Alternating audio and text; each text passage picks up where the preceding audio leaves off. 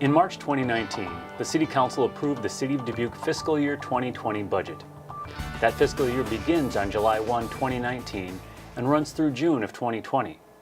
Joining me today to talk about that budget is the City's Director of Finance and Budget, Jenny Larson. Welcome, Jenny. Thanks, Randy. Happy to be here. Well, before we talk budget, this is your first City Channel Dubuque appearance since your title has changed. You're now the Director of Finance and Budget. Tell us a little bit about the reorganization that the Finance Department underwent and what those positions are. Sure. So it all started when the Finance Director announced her retirement. So at that time, the City Manager took a look at things and made the decision that budget and finance should be consolidated. So as part of the fiscal year 2020 budget recommendation, that recommendation was made and approved by the City Council. So it changes the structure of finance. There's no longer a finance director or an assistant finance director, and it also eliminated my old position of budget director. And then it creates a finance manager, a budget manager, and then there's just another small change in payroll. It was a part-time position that will be now full-time to help that consolidation go smoothly. Okay, well, congratulations again. Thank you. Back to budget. So before we talk about the budget itself, let's talk about the budget timeline. Could you give us a quick overview of the timeline and process for creating the budget? Sure.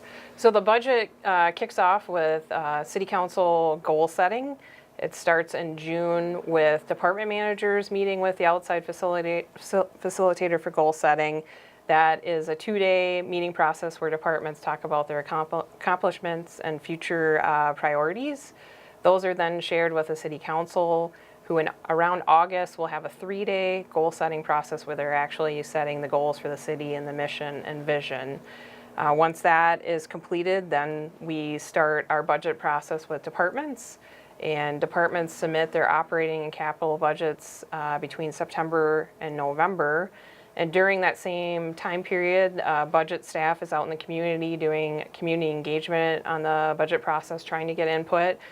We try to get scheduled in community groups regularly, scheduled meetings to give a presentation on the budget. So we'll basically present wherever we're invited to present. In November, the City Manager holds his own informal budget input meeting in the City Council chambers.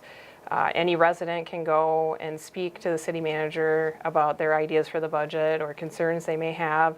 Again, it is informal, so they just speak from the seats they're in, and there's no formal presentation.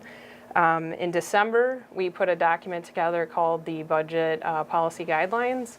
So that's a roadmap to show City Council where we're headed for the property tax rate, if there's any significant changes in revenues and expenses. So then we can get a feel if the City Council likes where we're headed with the budget recommendation or if we need to change it.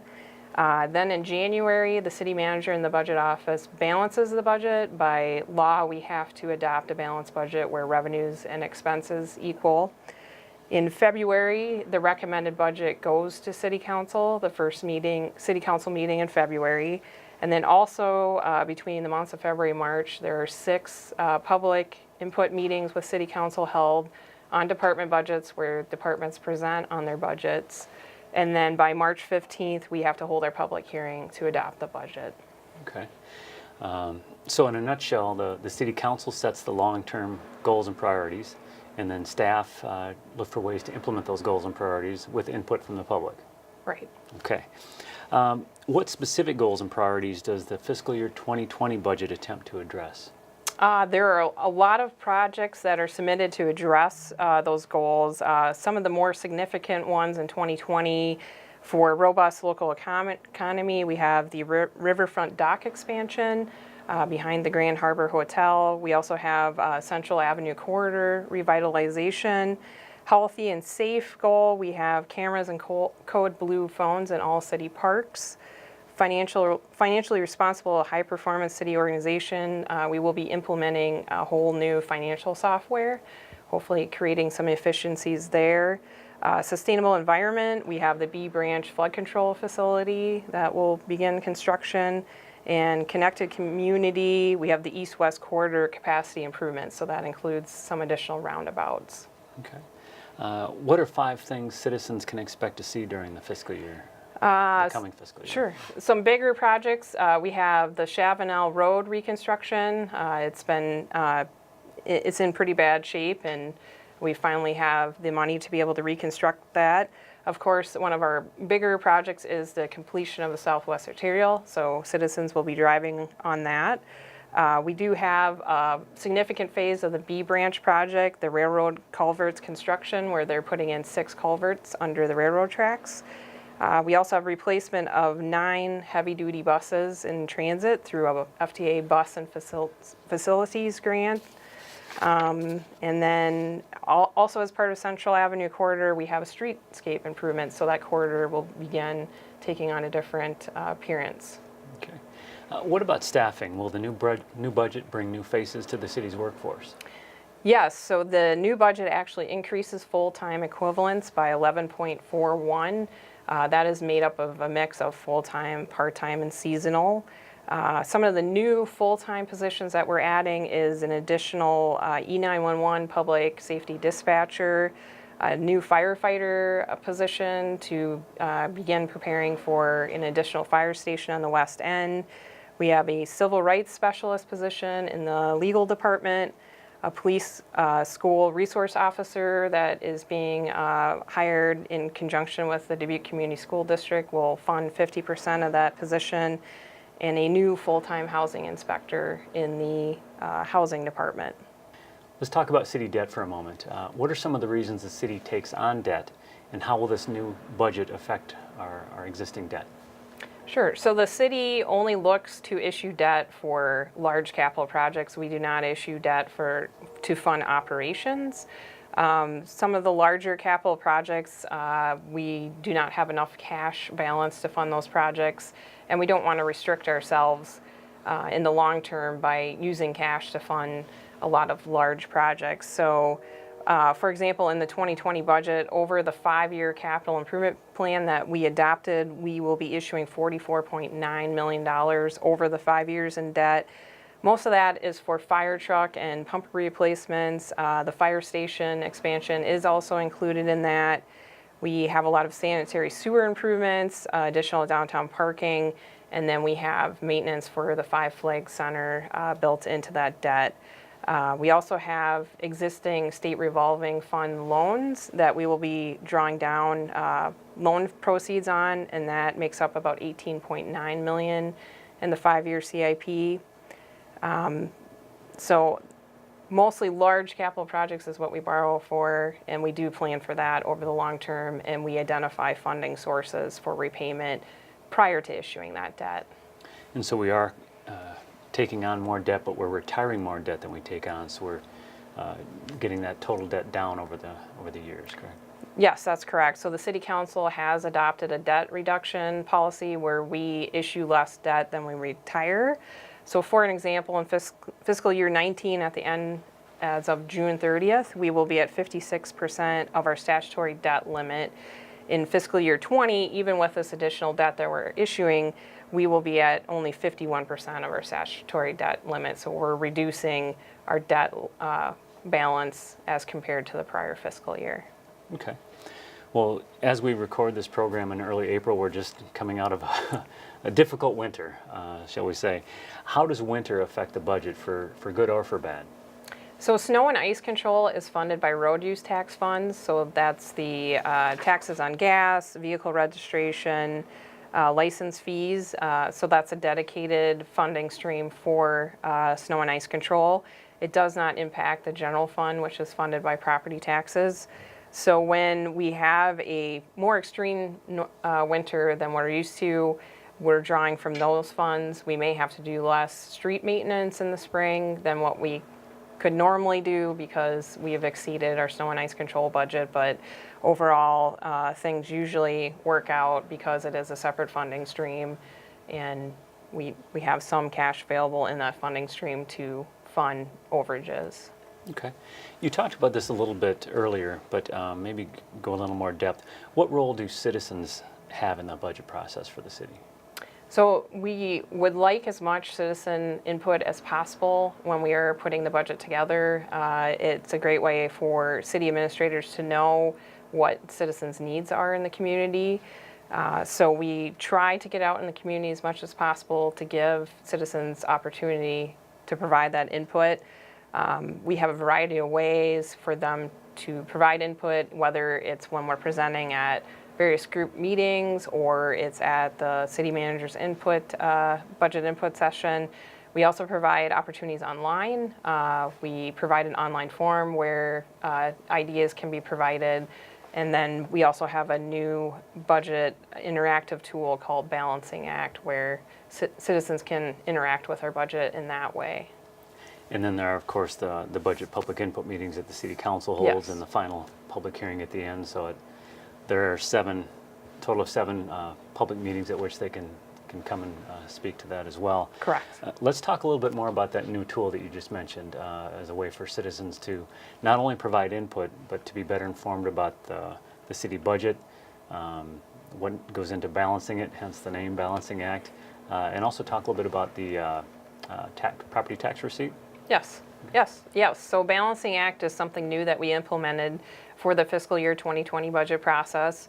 And it's designed to be, first of all, an educational tool for citizens. So when you can access the tool on the budget webpage on the city's website. And when you go into the tool, it is automatically balanced when you first go into it.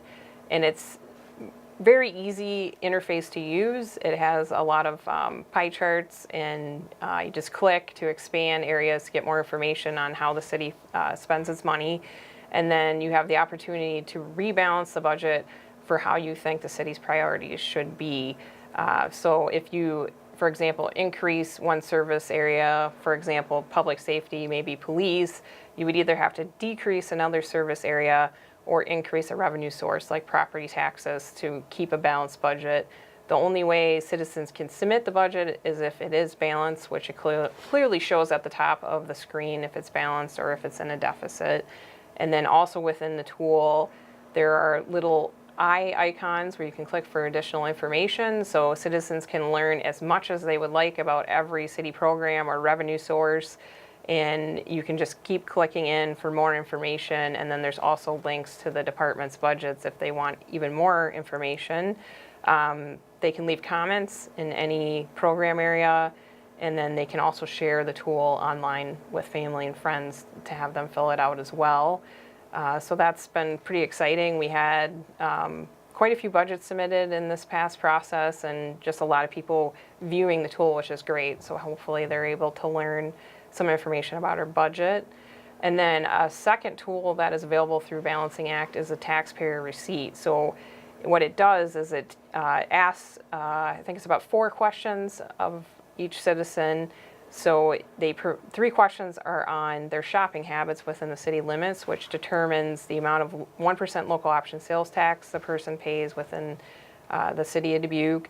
And then the second part is inputting the taxable value if they own their own home. So then it can determine the amount of property taxes paid to the city of Dubuque. And then once that information is entered, it actually generates a receipt and shows how much goes to, for example, public safety, and then it'll break that down between police, fire, emergency, 911, all the way down to administrative services. And then if you click on the icon by the total, it will actually break down the total between local option sales tax and property taxes. Okay. And maybe that's a good point for us to remind viewers too that when they pay property tax within Dubuque, not all those taxes go to the city. There are a number of taxing bodies that get a piece of that pie, right? Right. So there's actually 5 taxing bodies. The city is one of them. The largest is Dubuque Community School District. There's also Dubuque County. There's Northeast Iowa Community College, and then there's the city assessor and a couple of other small funds that set their own tax levies. Okay. And you talked about the Balancing Act online tool, but another online tool we should probably mention is Open Budget. How is that different than the Balancing Act tool? So Open Budget actually shows to-date information on how the city is doing versus their budget. So it shows budget versus actual expense and revenue. And so the city can also access that through the city's website. and they can click, they can keep drilling down to look at the expenditures in the city and the revenues in the various departments of the city. There's also another tool called Open Checkbook if they want to drill down to see the actual payments made to vendors, for example. That's another tool that they can use. So they can get very granular, really down to those individual checks that are written to people, right? Right. It's an effort to be more transparent. And speaking of which, too, for people who may not be online, a copy of the city's budget is available in the city clerk's office at City Hall, and also at the reference desk at the library if someone wants to take a look at those hard copies, correct? Right, yep. All volumes of our budget are in paper form in both locations. Okay. You talked about the city has to get its adopted budget turned into the state by March 15th every year. Are there other state laws that affect the city's budget? So the first one is the March 15th date. If the city does not certify that by that date, then we would be limited to the property tax levy of the prior fiscal year. The second part of that is the budget has to be balanced, so we cannot submit a budget with a deficit. It has to have revenues equaling expenses. And then in addition, throughout the year, we are required to do budget amendments before spending anything that was not budgeted. So we legally have to give appropriation for example, new grants. If we would receive a new grant, we would need to do a budget amendment before we could spend that grant. Okay. And what about unforeseen or unbudgeted expenses that any city may have to deal with if something major pops up? How do we handle those unexpected costs that aren't in a budget?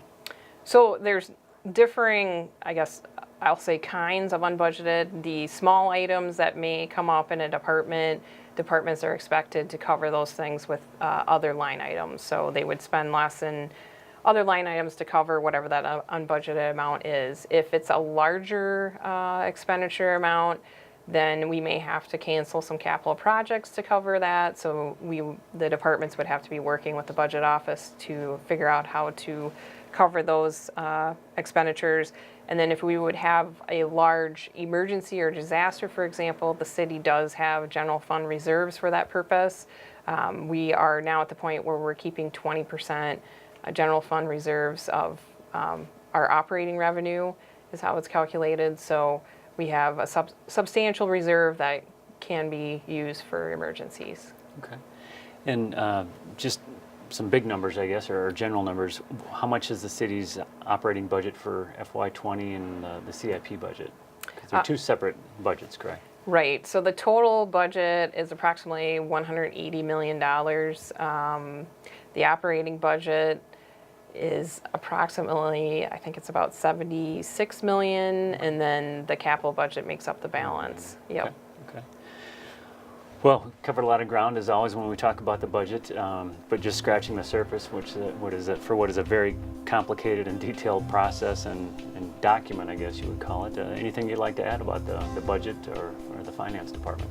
I would just add that hopefully in the next budget process we have a lot more public input and more attendees at our public input meetings, and look forward to working with citizens in the future on the budget.